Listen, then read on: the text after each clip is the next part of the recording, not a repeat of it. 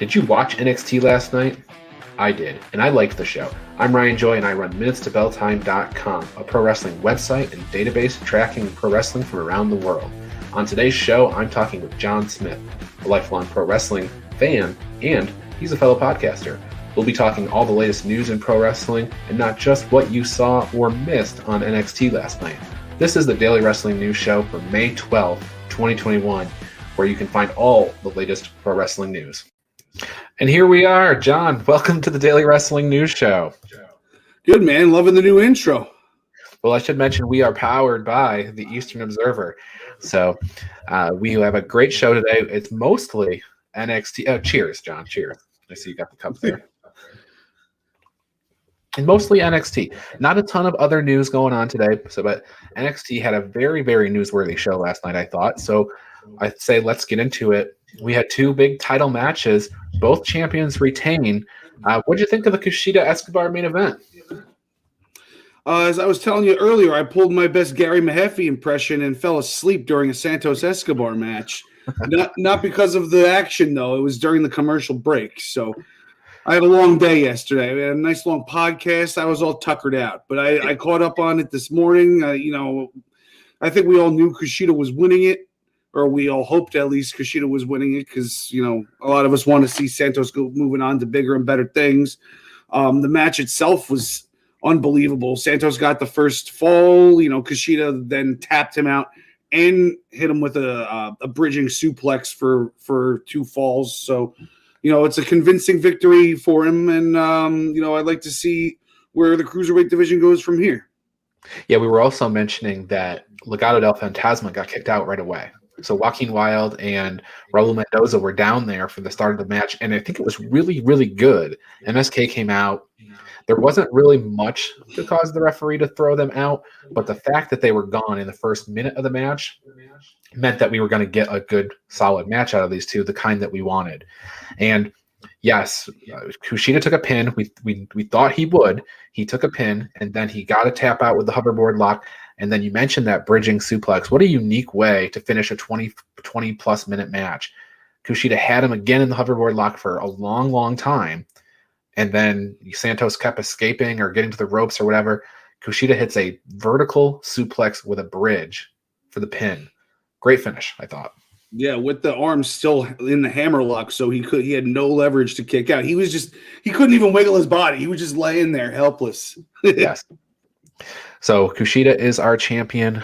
No word on what Santos Escobar is going to do, but the way NXT has been setting up their shows and booking their shows and letting us know what's happening, they're like 3 weeks out now. And I like that. It's similar to NXT UK where you have a little thing bubble up and then they announce a match and it's going to be a couple weeks or whatever away, much like they've done with the Bronson Reed and Johnny Gargano and Finn Balor and Karrion Kross. We know 2 weeks of programming right now, plus we're seeing little feuds bubble that will eventually pop. So I guess we'll talk about the other title match. Raquel Gonzalez got her first defense against Mercedes Martinez in a match that ended with a choke bomb.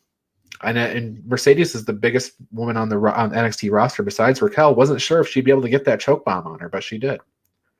Yeah, she got her up there good. Big impact. It was a good match. I don't really see it in Mercedes Martinez. I'm glad that she wasn't part of Retribution, especially now that thing all fell apart.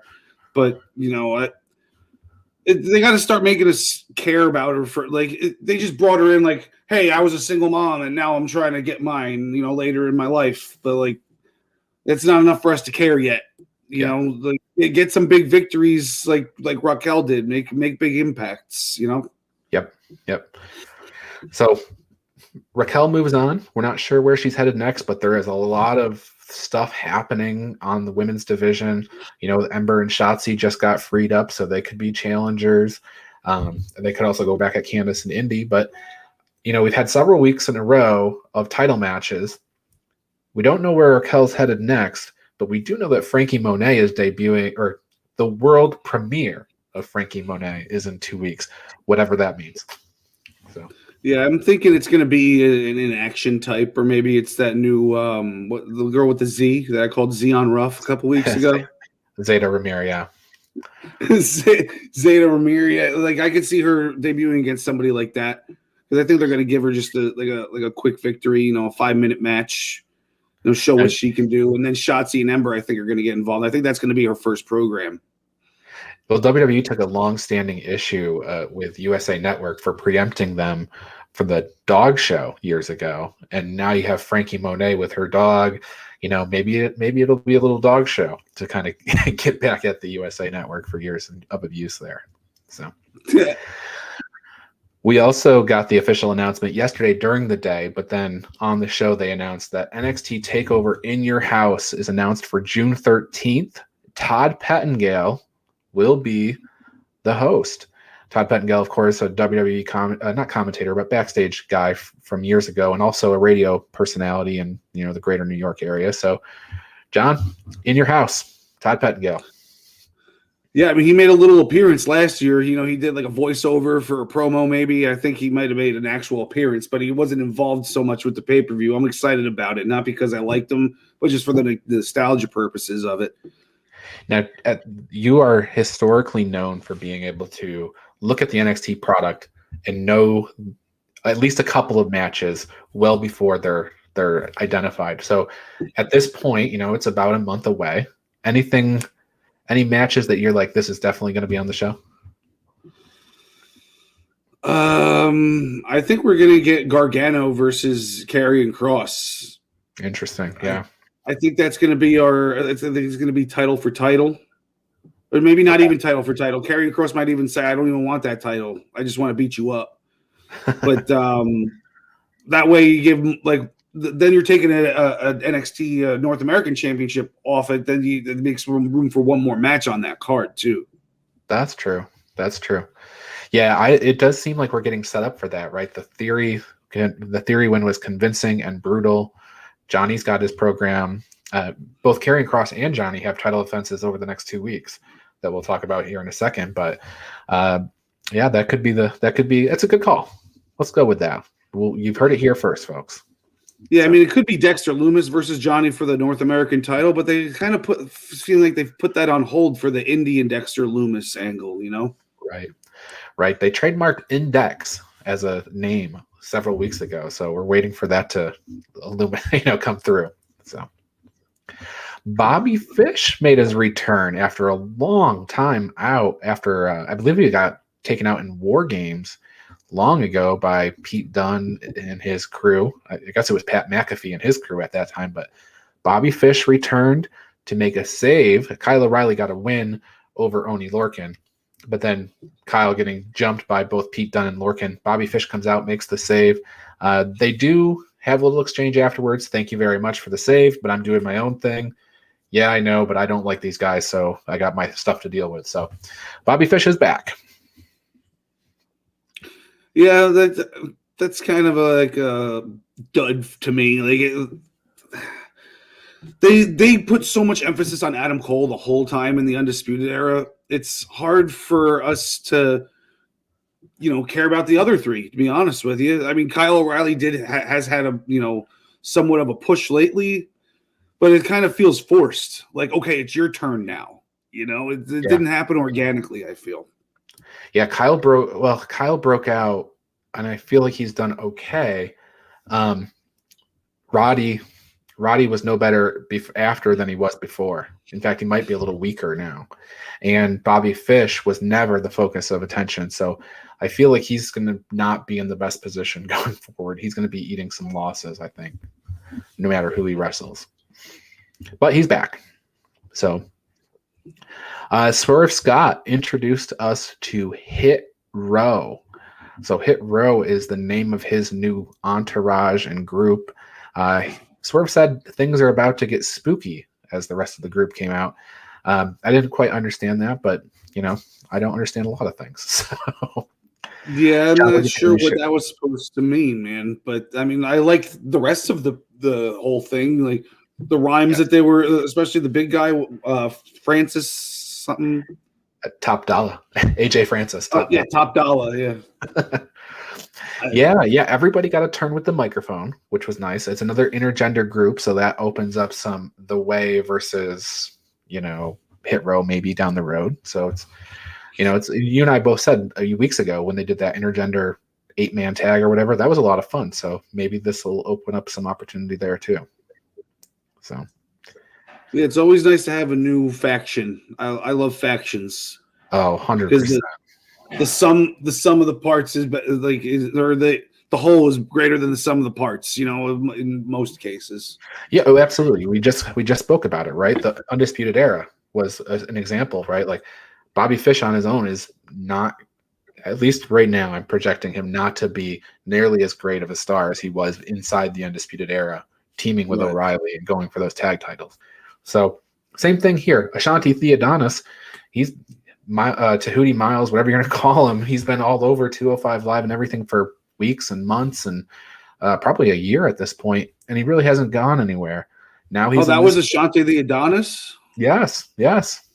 There you go. See, that's how much I pay attention to 205 because I know the name. I've seen him wrestle, but you don't really pay attention too much when you're watching 205. It's usually you're also doing something else when 205 Live is on. yeah. You finished watching SmackDown and for some reason turned on the network or the Peacock, whatever you do now.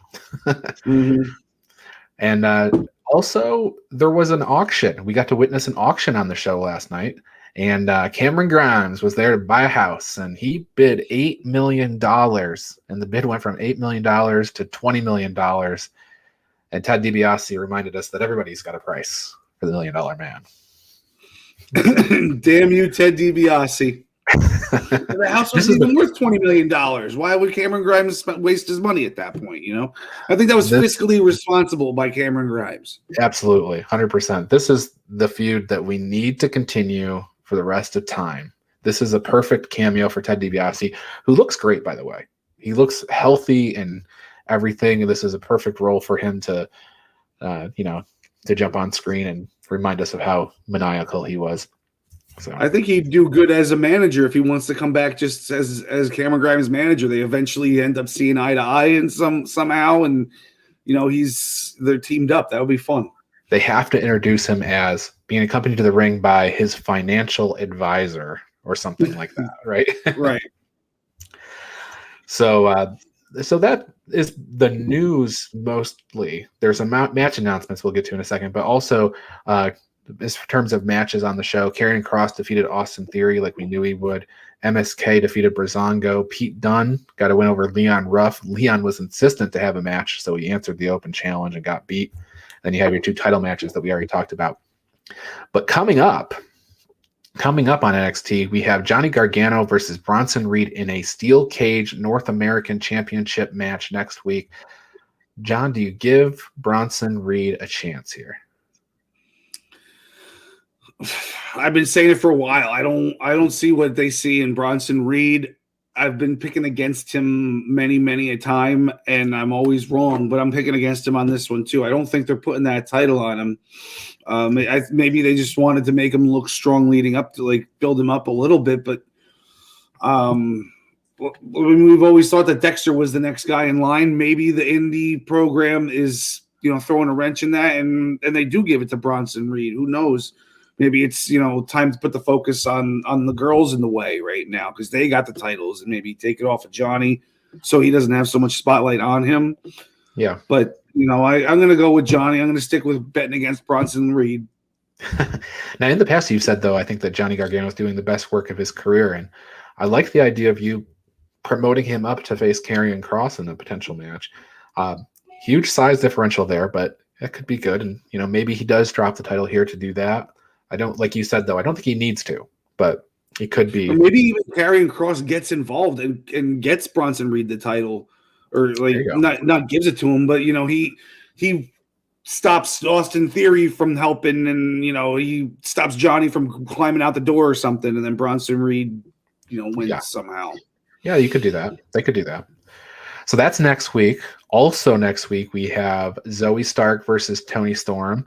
This is what I was talking about earlier when I say that they're setting things up weeks in advance, which is really nice. Even though it's a television show, so often you turn on Monday Night Raw and you've got 2 matches announced and the rest kind of materialize through a promo in the first 4 or 5 segments or whatever. I love this concept where they have stuff that builds and builds and builds, and then it's a match down the road. This is a prime example. Stark versus Storm. Storm says she brought Stark into the business, and now she's going to take her out. So I like this match. I think it should be a lot of fun. And Toni Storm can go, and Zoe Stark has also shown that she can go. So it should be a good match. Yeah, I agree. I'd like to see Toni take this one. I don't think she needs to lay down again to Zoe. I think like a focused Toni should be beating Zoe in next week. Yeah, and Toni Storm, her last match, she lost to a relatively unknown person, like Zeon Ruff, I think you named her, and but Zeta Ramir beat her Toni Storm. So Toni is on a losing streak at the moment. She needs to turn it around. Zoe Stark also, I think her last outing was against Saray, and she lost. So it wouldn't be bad for either of them to get a win, but Toni's loss last time was more egregious, so Toni needs the win here, I think. And then it was Zoe Stark's fault, though, that she lost the match, so there is that caveat to it. There is, yes, there is. Now, in 2 weeks, we already mentioned Frankie Monet's world premiere, but we also have a NXT championship match between Karrion Kross and Finn Balor. It's the rematch. Balor said, I want my rematch. Kross said, I want it too, so let's do it. So we've got that match, 2 weeks. That should be that's like only a couple of weeks before the pay-per-view, the NXT in your house. So things are going to be moving fast as we come out of that. Yeah, I don't see Karrion Kross getting another clean win over Balor, though. I think that there's just going to be some sort of interference in this match. I don't know who or how or why, but I don't think Finn's winning it. Don't get me wrong. I just don't think they're going to have Finn lay down twice for Karrion Kross. There's so many people circling that title, so I agree. They could even have a huge multi-person match at the pay-per-view because they set up Pete Dunne wants that belt, Kyle O'Reilly wants that belt, Adam Cole wants the belt. We've got a scenario where Gargano should be in there, and then also Finn Balor too. If he doesn't have a clean loss, he could be still in contention. So you could have a 6-person, type of match.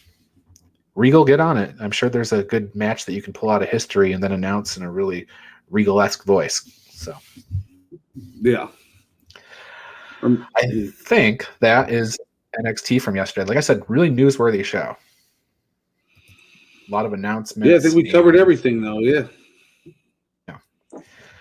Okay, well, today's history lesson today, not yesterday when he won a 2 out of 3 falls, but today is Kushida's 38th birthday. So if you're on the Twitter, give him a little happy birthday message. I'm sure he'll be happy to read it.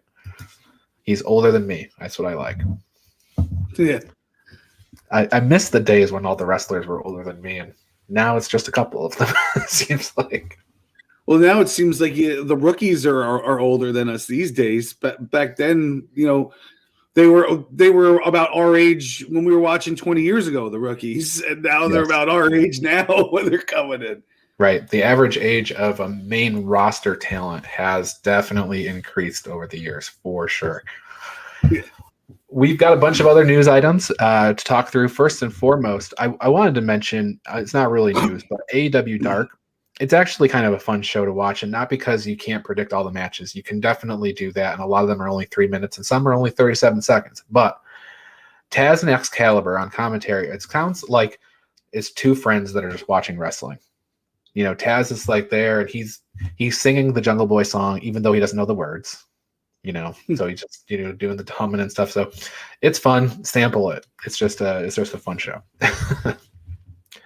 And then other news out of AEW, Ricky Starks is out with a fractured neck.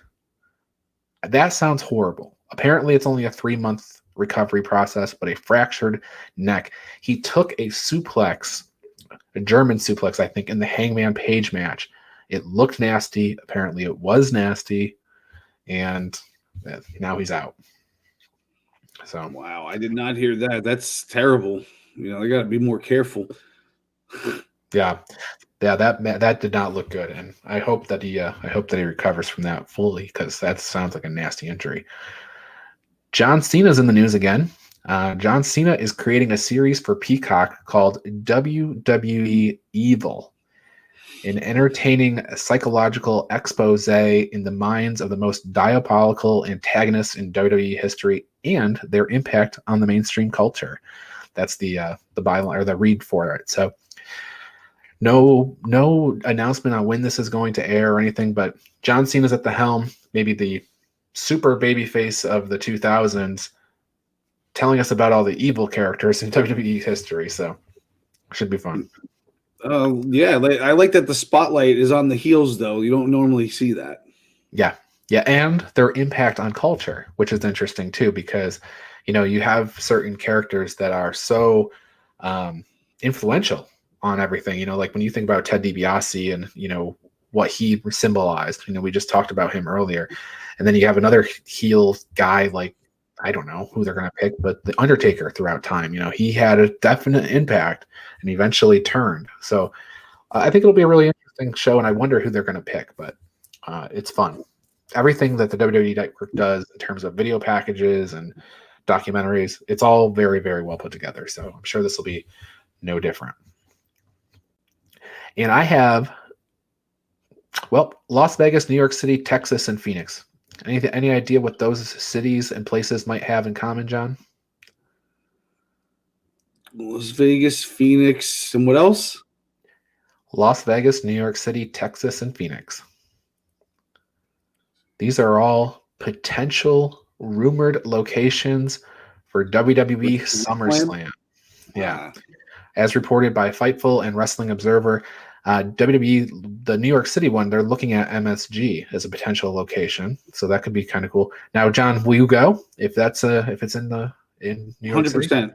Okay. I will definitely be there if it's at MSG. Absolutely. Okay. Even if the main event is Charlotte Flair versus Cody Rhodes. Yeah, then I could just hit the road early. I could beat traffic. There you go. Although I wouldn't want my money going into their pockets. That's a good point. Now, we completely covered Dynamite on yesterday's Daily Wrestling News show with Travis, but it's interesting because last night, John, you and I were on the Essential Wrestling podcast talking through things, and we talked about this Darby Allin and Miro match. Everybody picked Miro. Everybody thinks Miro is going to win this match. I've done some digging on social media to see what a wider net thinks, and it seems like there are some Darby people that are saying, he's the guy that they've built and they've created and stuff, and they're going to go with him. But by and large, it feels like Miro has all of the hype here. It seems like Miro is the odds-on favorite to win. It's also the fact that Miro has been kind of like cast aside ever since he's been there. He hasn't been made to look weak or anything, but he hasn't been made to look important to us either. So I think now is his time to shine. And if he doesn't, like, what are their plans? Like, they would need some sort of major interference / feud starter with somebody else, somebody big like a Moxley or something to pick a fight with them to make him lose this title and us be okay with it. Yeah, and Miro is undefeated. So is Darby, and so it's kind of you're going into it. Both guys have a 0 in that second position, so somebody's going to leave with a loss. Kip Sabian, if people are thinking he might interfere, Kip Sabian's out. He is on the shelf, so that's not going to be what happens. But he could also walk out there with a neck brace and just distract him. So who knows? Yeah. So that's that. And also the big thing is, it could be SCU's last match. It could be Christopher Daniels' last match. So there's a lot of implications to tonight's Dynamite. They're doing, similar to what we're talking about with NXT. They're a few weeks out. Double or Nothing is right around the corner, May 29th. So we're only a few weeks away. So I would expect that as we come out of tonight's show, we're going to see some more matches materialize. We already know that it's Hikaru Shida versus Britt Baker and Kenny Omega versus either Orange Cassidy or Pac, depending on the outcome of their match tomorrow night. So a lot of stuff at stake on Dynamite tonight, including the IWGP United States Championship. So someplace where there's nothing at stake tonight is MLW Fusion. There will not be an MLW Fusion tonight. You can watch Ring of Honor's Women's Wednesday show at 7 p.m. on YouTube instead as your Dynamite pre-show. MLW Fusion is between seasons, so catch them in a few weeks. Now, when is WWE going to get on getting themselves an all-women's show? I mean, they have the roster for it now, and I think they would like a 205 Live type, but for the women, maybe have like introduce a secondary title that's only on that show or something, because not enough women get like if you're not in the world title picture or now like the tag team title picture, you don't really get much of a spotlight on you at all. You either have to be in a championship program or you're dancing with R-Truth. It's an interesting point. Mick Foley went to Twitter a few weeks ago and he said the same thing. He said, get on it before AEW does. He said, hey, Vince, do this before AEW does it. And did he really?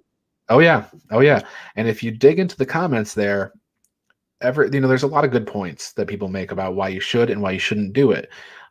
People are afraid that if you do that, then nobody will watch the show and things like that, or that there'll be, separate but equal type of mentality to it. But I think there's some merit in exploring it, if nothing else, to see where it goes and also to give these people ring time. Yeah, I'm not saying take the women off of the main roster or off of Raw and SmackDown. You're still going to have your world champions there. And maybe the world champions don't really make appearances on the all-women's show. It's like, it could be, a step between NXT and the main roster or something like that, Well, and also, right now, if you tune into SmackDown each week, Carmella and Ruby Riott went 2.5 minutes. You know what? Let's see what they could do with 12 minutes on their own show.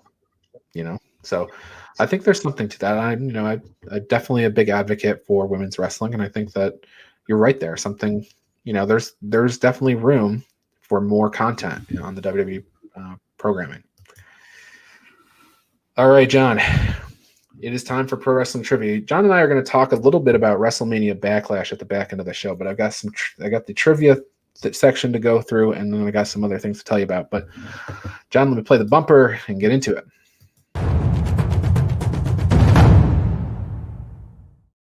All right, only one person's getting a point this week, and Al Carl set the pace with 20 points. He got 20 people on a certain card, so it's incredibly hard to beat. Travis came in with 0 yesterday. He picked Randy Orton as the only guy not on Survivor Series 2019 or 2020, whatever it was. I saw that. I'm sorry for laughing, Travis. Like, that was unbelievable. That's kind of like when I picked Asuka because Asuka was like the MVP last year and she wasn't on it. But I mean, to be your first guy, that's bad luck, man. He said afterwards that he knew Randy wasn't on there, but nudge, nudge, wink, wink. He didn't want to go through. Right. All right, so we're gonna, so the challenge here is I had to find a show that had 20 people on it so that you had a chance of tying out. So just give me a Royal Rumble. Yeah, the Royal Rumbles are tough because there's like 80 people on those shows. So, so here we go. We're gonna you get basically just to reiterate the rules. I'm gonna name a show. John is going to then start naming wrestlers that competed on that show. He's gonna go until he misses. Once he misses, it's over. Whatever his point total is, that'll score him for the week. Whoever wins the week gets bragging rights. Whoever wins the month gets a championship. So here we go. Your show is War Games from 2019. And your hint is I was there.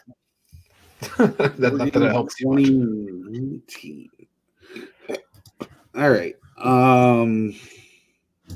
So you got the 4 Undisputed Era. Cole, O'Reilly, Fish, what the fuck was his name? O'Reilly, Fish, Cole. Oh, Roddy Strong. Okay. Just F4. Yep. All right. Keith Lee. Wait. Keith Lee. Rhea Ripley. Ripley. You're at 6. Yeah. Johnny Gargano. Johnny Takeover. You had to be on it, no? Johnny wasn't on the show. Oh. No Johnny Gargano. Okay, here's the card. Angel Garza versus Swerve Scott in the pre-show. The women's War Games match was Rhea Ripley, Candice LeRae, Tegan Knox, and Dakota Kai versus Baszler, Bianca Belair, Shirai, and Kaylee Ray. If you remember, Dakota Kai took out Tegan Knox. Yep. It was 2-on-4. Pete Dunne versus Damian Priest and Killian Dane. Finn Balor versus Matt Riddle.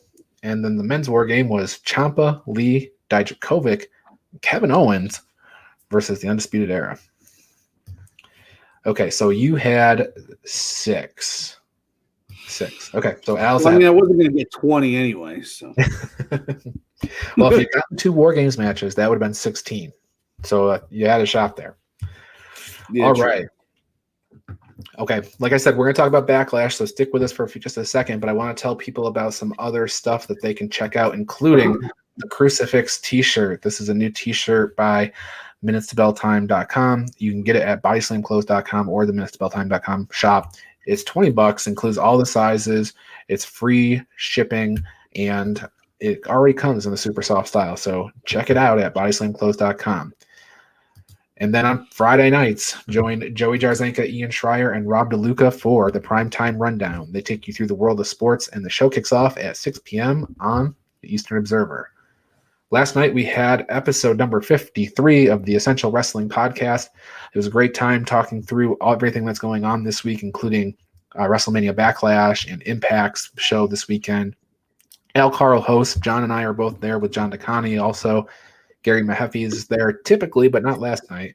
You can check it out every Tuesday at 6 p.m. on the Eastern Observer platforms.